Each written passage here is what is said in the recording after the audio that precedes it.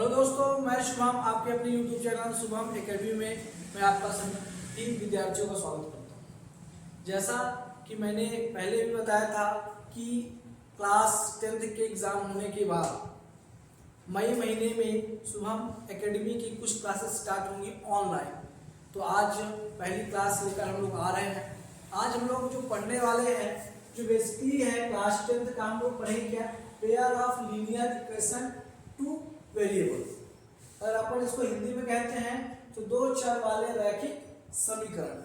Class 10th में जो ये चैप्टर है वो चैप्टर 3 है। अच्छा, मैं चैप्टर 3 ही क्यों लेके चल रहा हूँ, क्योंकि देखिए चैप्टर 3 इजी है, कॉन्सेप्ट समझिएगा। जब कोई विद्यार्थी नया नया आता है और उसको कुछ सीखना होता है तो लोग सरल तरीके से पढ़ाना स्टार्ट करते हैं। अगर हम आपको एकदम टफ सब्जेक्ट में टफ चैप्टर से आपको लेंगे तो आपकी जो रुचि होगी वो कहीं ना कहीं कम हो जाएगी। तो बेसिकली जो मैथ है 10th की मैथ काफ़ी इंटरेस्टिंग है, आप लोग पढ़ेंगे तो काफ़ी मज़ा आएगा। शुभम शुभम एकेडमी के साथ जुड़ेंगे तो आपकी पढ़ाई में और मज़ा आएगा। हम लोग बढ़िया मज़े में आपको खेल खेल में ज़्यादा कॉन्सेप्ट बताते चलेंगे। तो चलिए हम लोग चलते हैं, पहली बात बताते हैं दो चर वाले रैखिक समीकरण युग्म।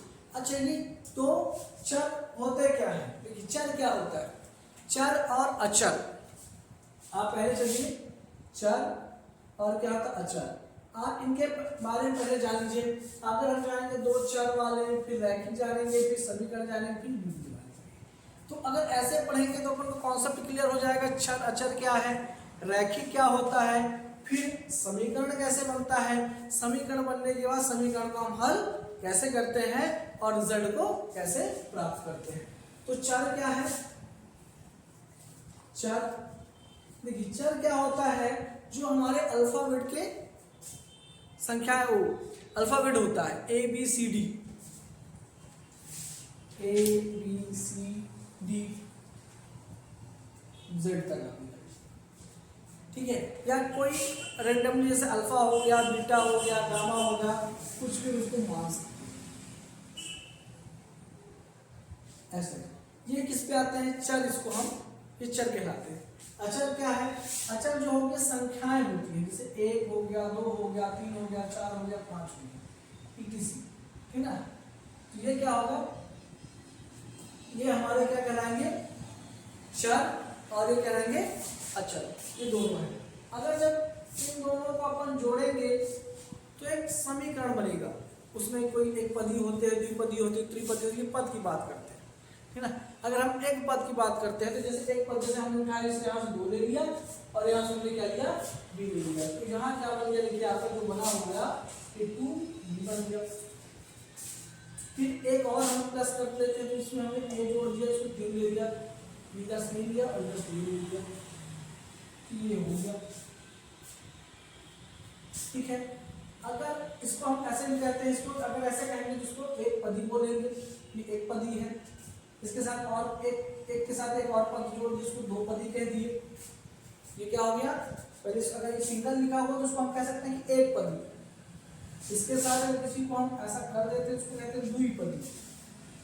इसके साथ और आपको जोड़ना है 4 और सी को ले लीजिए, उसको हम कहेंगे त्रिपद। पद, ये पद की बात हो रही है, पद पद। समीकरण में 2 चीजें इंपॉर्टेंट होती हैं, पद और घात। काफी विद्यार्थी ऐसे होते हैं जिनको पद और घात का कॉन्सेप्ट पता नहीं होता है, उनसे पूछो पद तो बताते हैं घात, और घात मुझे बताते हैं पद। तो अब भाई इसमें बात कर रहे हैं एक पद, अब ये त्रिपदी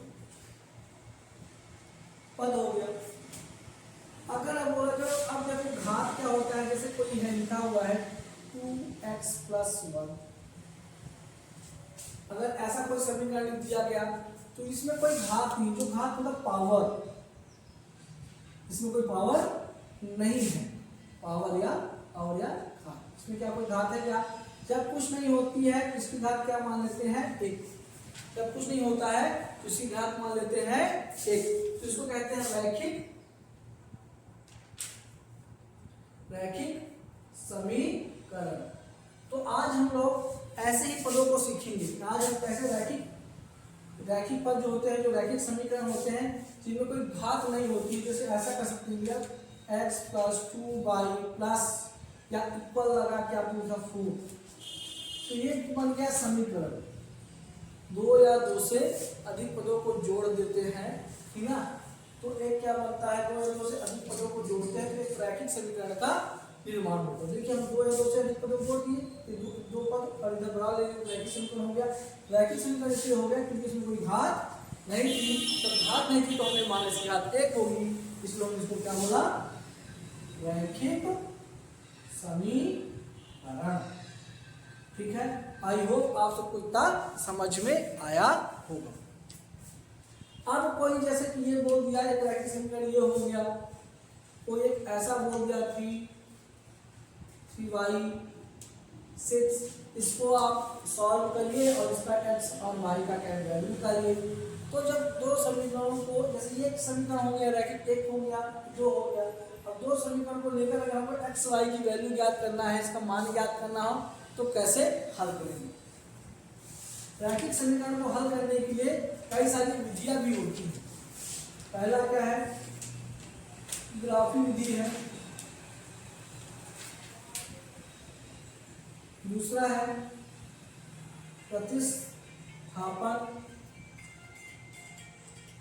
विधि, तीसरा है विलोपन विधि।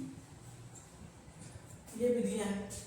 ग्राफ मेथड, इंग्लिश में क्या है, जो substitution method and elimination method, ये तीन मेथड है। इससे अपन इन तीनों से देख सकते हैं कि एक्स वाई की वैल्यू हम कैसे फाइंड करें। तो आज मैं सबसे पहले आपको सबसे इजी मेथड की बात करूँगा, प्रतिस्थापन मैं लेके चल रहा हूँ, मतलब सब्स्टिट्यूशन मेथड लेके चल रहा हूँ। और इसमें मैं आपको बताऊंगा कि अगर कोई एक इक्वेशन हो, कोई दो समीकरण दे दिया जाए तो उसे एक्स और वाई के की वैल्यू कैसे हम पता लगाएं। चलिए ठीक है, अभी एक छोटा सा क्वेश्चन लेते हैं और उसको हल करते हैं। तो देखते हैं कि आप समीकरण को कैसे हल करते हैं। जैसे कि अभी आपने चर आपने सीखने के बाद आपने सीखा कि कैसे हल करते हैं। तो अब क्या है, समीकरण को जो ये रैखिक समीकरण है उनको हम कैसे हल करेंगे। आपको मैंने बताया था ग्राफी विधि, प्रतिस्थापन विधि, विलोपन विधि। तो अब हम इसको किससे, प्रतिस्थापन विधि से इसको हल करते हैं। चलिए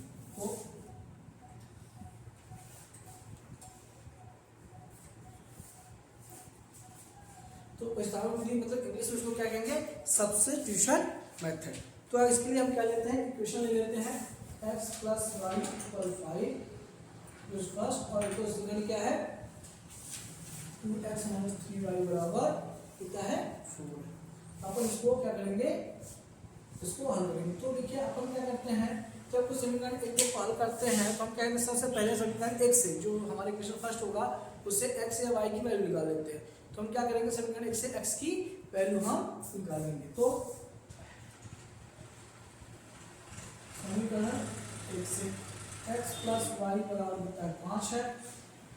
तो हम यहाँ से x की वैल्यू निकालते हैं, x बराबर माइनस में, चूंकि प्लस में जाएगा किस में हो जाएगा, माइनस में हो जाएगा। इक्वेशन फर्स्ट हो गया, समझ में आ रहा होगा आपको, ठीक है। फिर क्या करते हैं, हम जो है इसको समीकरण 3 कर दीजिए और x की वैल्यू कहाँ रखिए आप, सब्स्टिट्यूशन मेथड में जो आपका इक्वेशन नंबर 3 आया है उसकी वैल्यू को अपन रखेंगे इक्वेशन नंबर 2 पे, ठीक है। तो x का मान समीकरण में रखने और रख दीजिए, कितना हुआ 2x माइनस 3y बराबर 4, 2x x की वैल्यू कितनी है,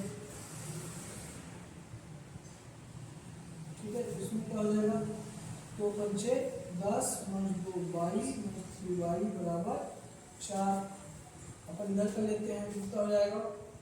अब हमको क्या है, x एक साइड और संख्या एक साइड करना है। तो 2y माइनस 3y बराबर 4 माइनस 10 जाएगा, तो कितना होगा 5y और कितना हुआ 6, माइनस से माइनस करेंगे, ठीक है। आपके y की वैल्यू कितनी है 6 y की आपकी वैल्यू हो गई। अब इस वैल्यू को अपन कहाँ रखेंगे, तो समीकरण इस y का मान रखेंगे 3।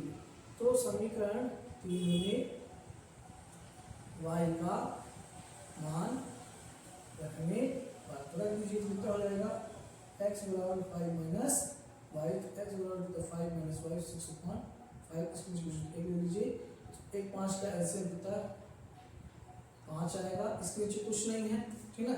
एक का में 5 बार भाग जाएगा तो 5 आएगा, 5 गुणे 5 और ये कितना हुआ 6 गुणे 1, कितना हुआ 25 माइनस 6 5, तो एक्स बराबर कितना हुआ 19/5। तो क्या है देखिए, तो एक्स की वैल्यू कितनी आई, तो एक्स की वैल्यू आ गई आपकी 19/5 और वाई की वैल्यू आपकी आ गई 6/5। ये देखिए सिंपल। अतः इस प्रकार आप क्या कर सकते हैं, किसी भी समीकरण को आप हल कर सकते हैं। तो ये छोटा सा था, ठीक ना। अब इसके बाद हम आपको 1 by 1 एक्सरसाइज का एक एक क्वेश्चन कराते हुए चलेंगे, ठीक है। अभी तो ये एक डेमो क्लास थी जिसमें मैंने बताया कि चर अक्षर क्या होते हैं, ठीक है, इसको सॉल्व कैसे करते हैं।